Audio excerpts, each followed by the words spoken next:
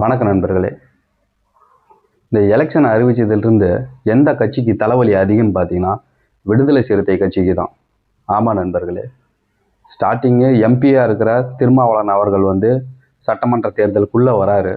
அதுக்கு அவரே ஒரு காரணத்தை சொல்லியிருந்தார். 2026 தேர்தலில் எலெக்ஷன் மாறப்போகுது, இங்கே நிறைய மாற்றங்கள் நடக்க போகுது, அதுக்கு நான் உள்ளே இருந்தே ஆகணும் அப்படின்ற ஒரு ஸ்டேட்மெண்ட் விட்டுருந்தார்.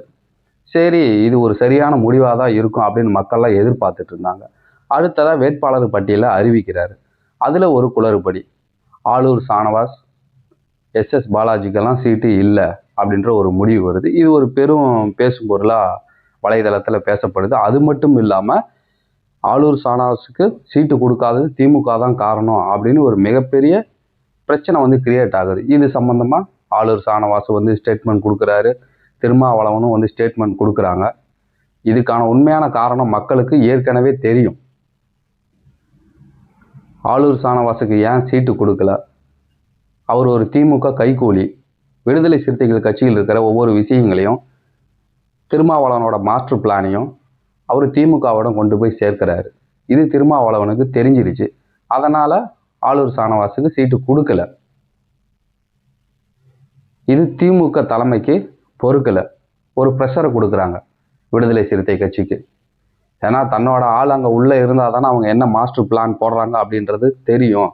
ஆல்ரெடி தெரிஞ்சிருச்சு. அது என்னன்றது இந்த வீடியோவோட எண்டில் நான் சொல்கிறேன். இப்படி ஒரு சூழ்நிலையில் தோல் திருமாவளவன் காட்டுமன்னார் கோயில் பகுதியில் சட்டமன்ற வேட்பாளராக களை இறங்குறாரு.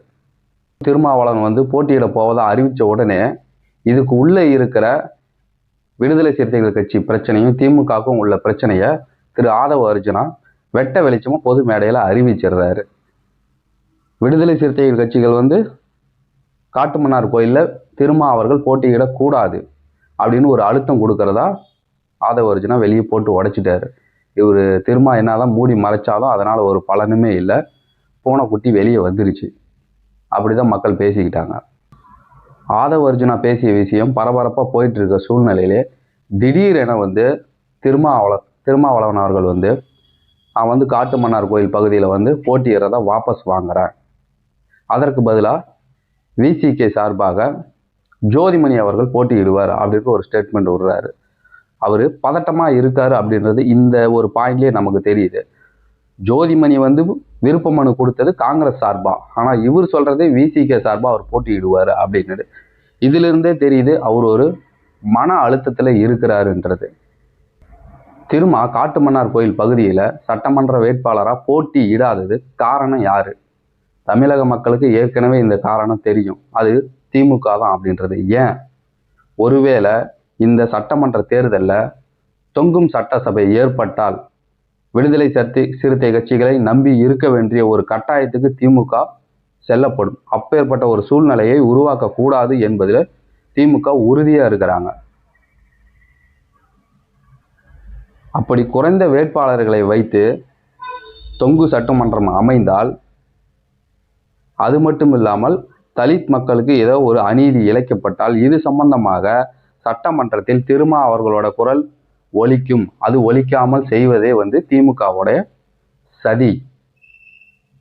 அதனால திருமாவளவன் காட்டுமன்னார் கோயில் பகுதியில் போட்டியிடாததுக்கு முழுக்க திமுக மட்டுமே காரணம். இதை உண்மையாக வெளிப்படையாக சொல்லாததால் சமூக வலைத்தளத்தில் அவரை ஒரு கோழை அப்படின்னு குறிப்பிடுகிறார்கள்.